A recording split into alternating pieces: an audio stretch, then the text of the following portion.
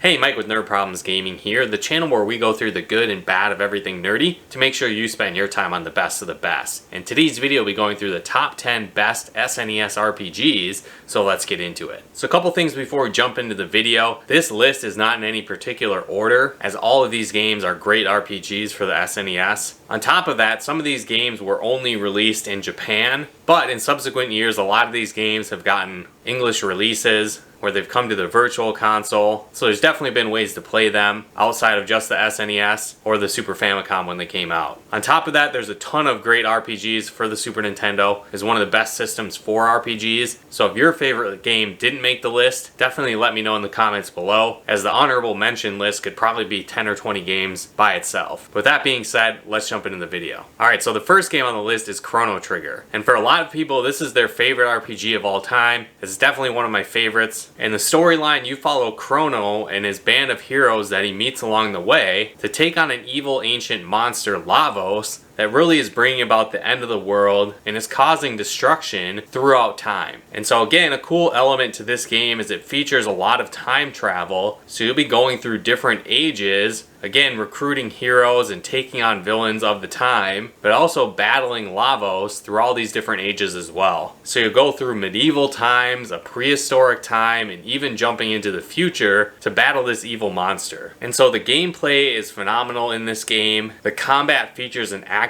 time battle system, so you'll have your battle gauges fill up, and when that's done, your character can take an attack. So you really need to be on your toes because the villains will constantly be attacking throughout this game. On top of that, the game introduces a unique mechanic of techniques, which are like your magic powers or your abilities of your characters. But what's really cool with this is that these techniques can combine between different characters. So for example, you might have a character that uses fire abilities and they cast those abilities on Chrono's sword, and now you have a fire sword ability. Or again, maybe you have two sword wielders and they form an X attack slicing across the screen. And so it's really cool throughout the battles that you can do this. Different spells and abilities have certain ranges as well, so the characters and monsters are moving across the battlefield as you play, and so you'll need to alter your strategy on the fly. And you can even get to a point where you're doing triple text and having 3 characters using abilities all at the same time. On top of that, there's a bunch of different playable characters throughout the game, and so you'll be able to switch them out as you go through the different eras and recruit more characters, and so you can really build your ultimate team as you play through the game. Now the game features amazing music. On top of that, it has artwork from Akira Toriyama, the creator of the artwork for the Dragon Ball series, as well as the Dragon Quest series. And so you'll see some different similarities to the artwork in this game as well. And me being a fan of both of those, that really stood out to me as well. Now another really cool feature to this game is that it features multiple different endings. So depending on how you beat the game, who you beat the game with, choices you make along the way, how soon you decide to take on Lavos and defeat them, what time period you do that in, and more, can alter the ending that you get within the game. On top of that, the game features a new game plus, so after you beat the game, you can beat it again, but having some of the best equipment and abilities going into that second playthrough, giving you a fighting chance to take on Lavos early on. Overall, it's definitely one of the best RPGs on the SNES, and I definitely recommend it. Alright, the next game on the list is Super Mario RPG. So this is another classic RPG on the Super Nintendo, where you play as Mario and friends, taking on an evil character, Smithy, who has destroyed Star Road and scattered 7 star pieces across Mushroom Kingdom, and in doing so has basically eliminated the ability for people of the Mushroom Kingdom to have their wishes granted when they make them. So if you ever heard like wishing upon a star, it's kind of like that, but it's been destroyed through Star Road. And so you'll go through classic areas in the Mario universe, running into some of the common characters as well, like Toad and Yoshi, but you'll also be able to build teams of fighters like Bowser, Mario, and Princess Peach. But on top of that, this game has some new recruits as well that are new to the series, like Geno and Mallow. And so the storyline is really great with this game. It's a lot of fun. It has a quirky sense of humor, but the battle system is great as well. This was the first RPG I ever played that had a timed attack system. So if you time it just right, you'll be able to do extra damage, do additional attacks. Mario, for example, can do a multi-bounce jump attack where you just jump over and over and over again if you time it right. There's other attacks where you need to smash the buttons repeatedly to do more powerful versions, and there's a bunch of different other timed attacks in the game as well. So that part of the game was definitely a lot of fun. Another cool mechanic with this game, that was one of the first I experienced in RPGs, was the fact that when you level up, you're given multiple choices on how you actually want to level up your characters. So you could choose to level up their HP, their magic ability, their attack power, and it kind of rotates between those different options that you can choose from. And so I thought that was really cool,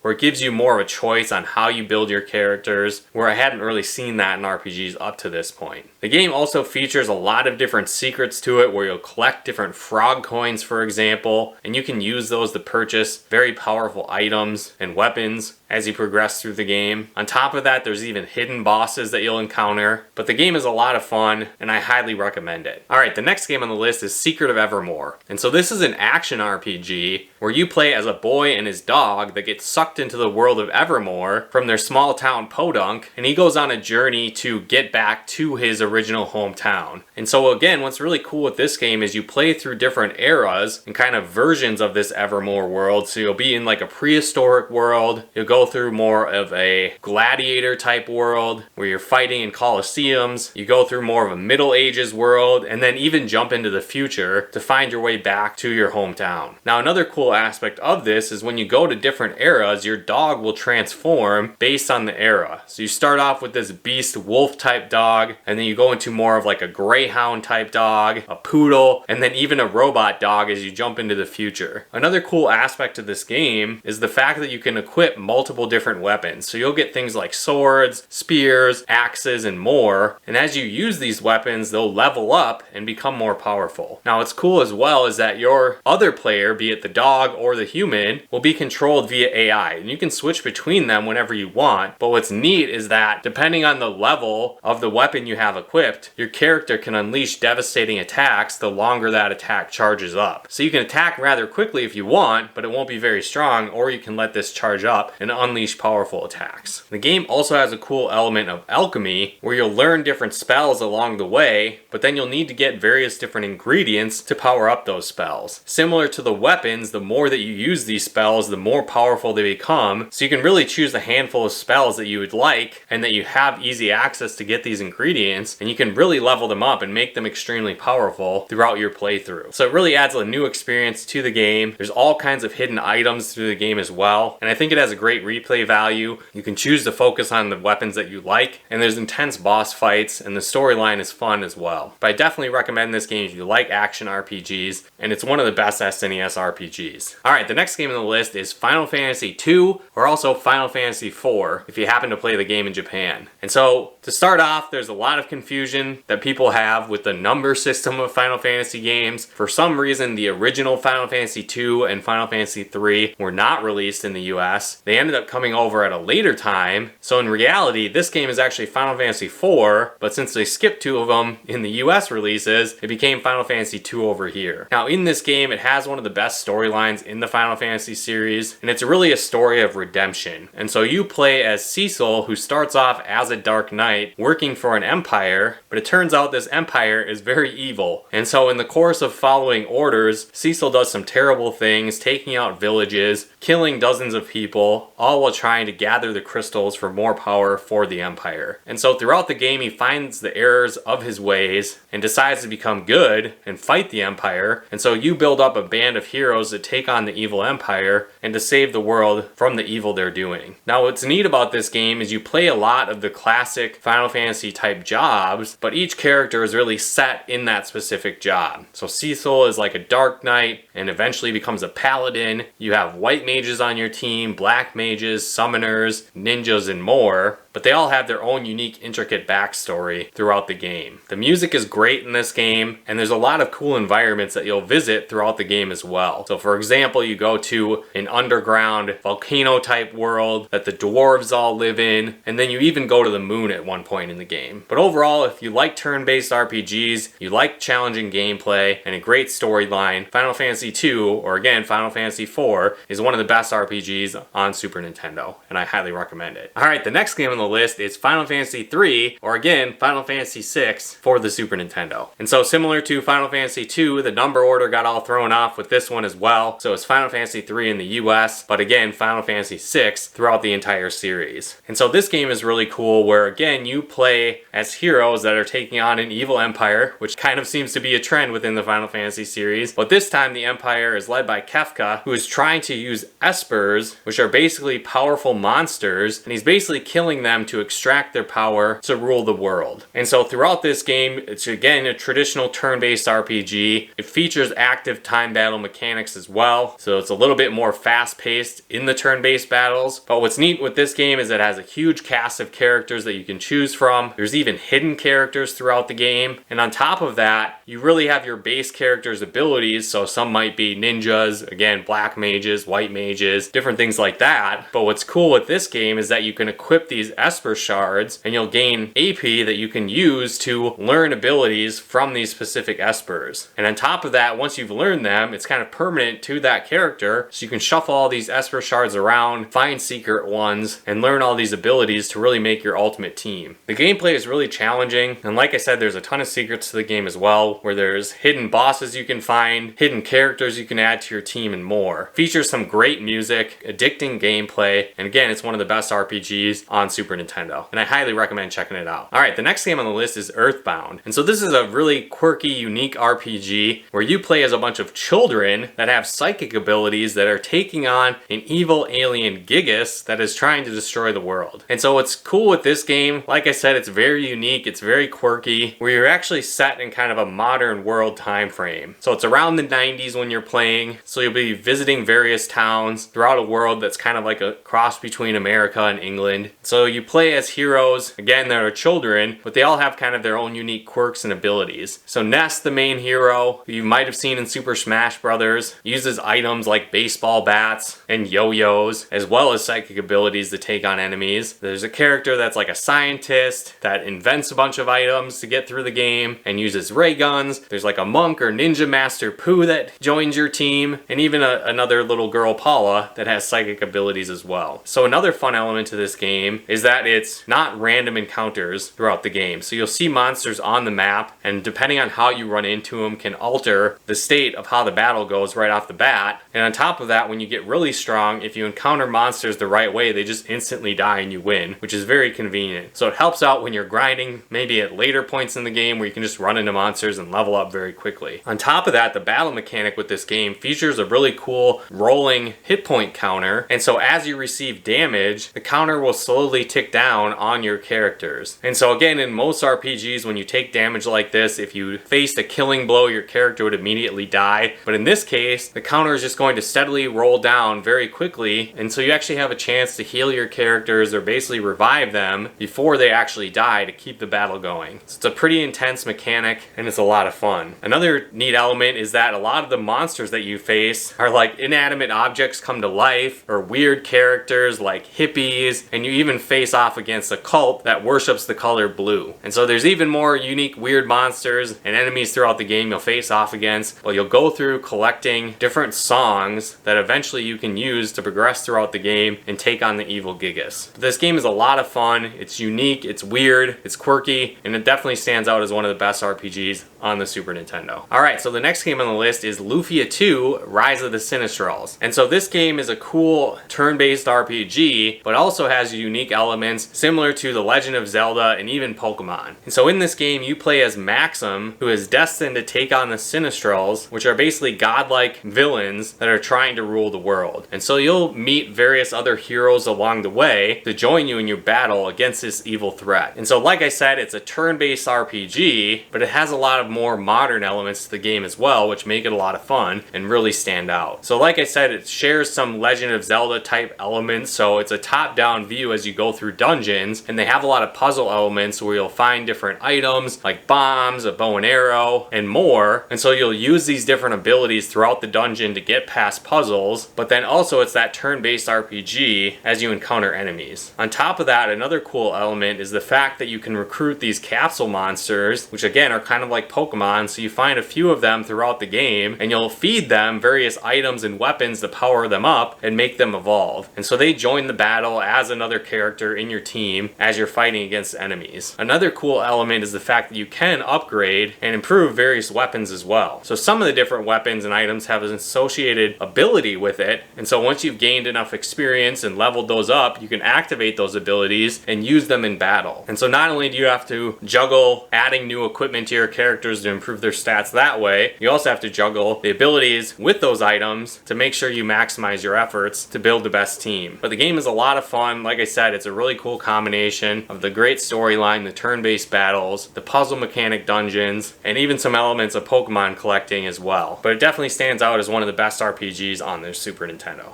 Alright, so the next game on the list is Dragon Quest V. And so this is another one of those RPGs that was originally only released in Japan, but it's since had various remakes and remasters that have come out on different systems, and it did eventually come to the US, but if you do some digging, you can find ways to play the original version online with an English translation. And so one thing that really stands out about this game is the overall story of the game. So the first part of the game, you're playing as the hero, but they're a young child going on adventures with your dad. And eventually, some bad stuff happens, and you and your best friend end up getting traded into slavery. And then the next part of the game takes place where you're basically a teenager trying to escape this life of slavery and taking on the ancient evil that attacked you and your father. And so again, the game progresses, and eventually you're trying to find the hero of legend to take on this ancient evil. But now you're an adult and you have children, and then they join your team.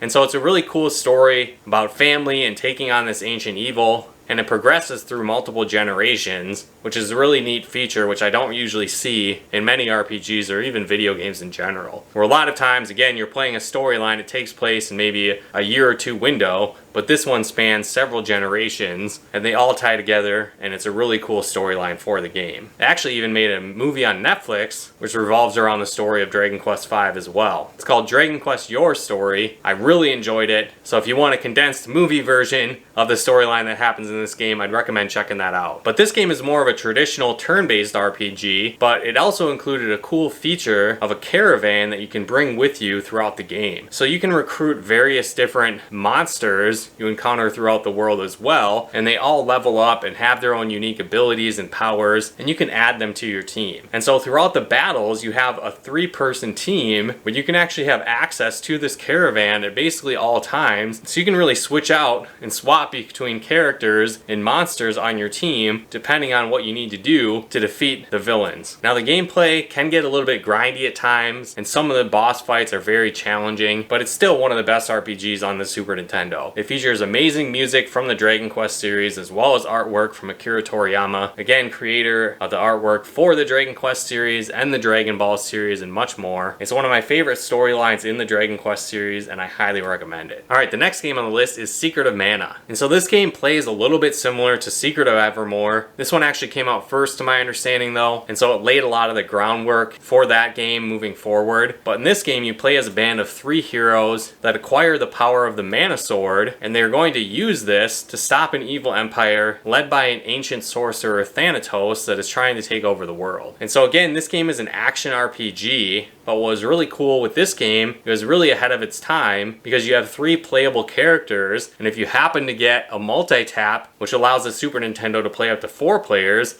you can actually play with 3 individual players on this game. Or again, if you don't have that, at least 2 players, and you can switch between the characters on the fly, which is really cool. So it's kind of a couch co-op action RPG, which was definitely super advanced for the Super Nintendo. On top of that, another really cool aspect is that you can equip a ton of different weapons throughout the game. So you get things like swords, spears, axes, bow and arrows, whips, javelins, and more. And each one of these weapons can be leveled up multiple times and upgraded as you use them. On top of that, you'll acquire different spells throughout the game by unlocking additional powers from the mana tree and mana seeds. So you'll be able to use magic abilities from various different elements. And each one of the characters kind of has their own unique focus, where the main character is more the aggressive warrior type, so they're much more effective at using weapons. Another character focuses more around healing spells and supporting your team, and then another character uses more devastating magic attacks that you learn throughout the game. So on top of the ongoing action, you also fight various challenging bosses through the game, which can definitely be challenging at times. I would say maybe one downside of the game is it does have a lot of difficulty spikes, where you might be going along just fine, and then the next room there's a huge boss fight and you get utterly destroyed, and you have to go back and grind and level up to be able to actually take on this villain. So that can be a little bit frustrating frustrating at times, but the game is paced pretty well where you're constantly going from area to area, so it doesn't really seem that grindy, but I think a lot of the other elements of the game that are great really make up for it. But if you like action RPGs, I definitely recommend Secret of Mana, and it's one of the best RPGs on the Super Nintendo. Alright, so the next game on the list is Final Fantasy V. And so, no number confusion here. This one was Final Fantasy V, it stayed Final Fantasy V, but the game itself wasn't initially released in the US, and it wasn't until many years later that they actually got a translation that you could play. Now again, if you want to find the original Super Nintendo version, there are ways to do that online, but you can also play it as Final Fantasy V Advance, which is another great option on the Game Boy Advance. Now in this game, you play as Bartz, who's just kind of a regular average Joe that encounters a few other heroes, and they go on a journey to protect the crystals. So not only do these crystals kind of keep the balance in the world, but they're also used as a means to hold back an ancient evil, Exdeath, that can destroy the world. And so what's also neat throughout this game is that it really returns to the original job class system from the early Final Fantasy games. And so each character has a backstory, but they're also kind of a blank slate when it comes to their abilities, where each character can swap between jobs as you acquire more crystal shards throughout the game. On top of that, as you master abilities, you can save and equip some of those abilities to your characters, so you can kind of have a combination class throughout the game. So you might have a warrior type that can use magic, or a ninja that can use healing abilities, and the list kind of goes on and on. And so it's a really cool aspect to the game. It's a lot of fun. It really reminds me of modern RPGs like Octopath Traveler, using that same type of mechanic within the gameplay. It features classic Final Fantasy music and characters like Chocobos, Bahamut, Leviathan, and more, on top of all the great job classes you can use. It's a shame it wasn't originally brought to the US because it's definitely one of the best Final Fantasy games and one of the best RPGs on the Super Nintendo. But again guys, that wraps up my list of the top 10 best SNES RPGs. But like I said, there's a ton of other great RPGs for the Super Nintendo. In my opinion, it's one of the best systems for RPGs. So if your game didn't make the list, definitely let me know in the comments below. But if I did an honorable mention list, this video could probably have gone on for another hour or more. So let's talk about it in the comments below. But if you guys enjoyed this video, be sure to smash that like button as it really helps with the channel. And if you haven't done so yet, be sure to subscribe and turn on the bell notifications to get the latest updates of new nerd videos we put out. And if you'd like to help us support the channel, pick out content and more, become a patron of ours at nerdproblemsgaming.com/Patreon. And if you'd like to plug into our live streams and Let's Plays we do on the channel, you can follow us over on Twitch at nerdproblemsgaming.com/Twitch. But once again, thanks for tuning in, and we'll talk to you more soon.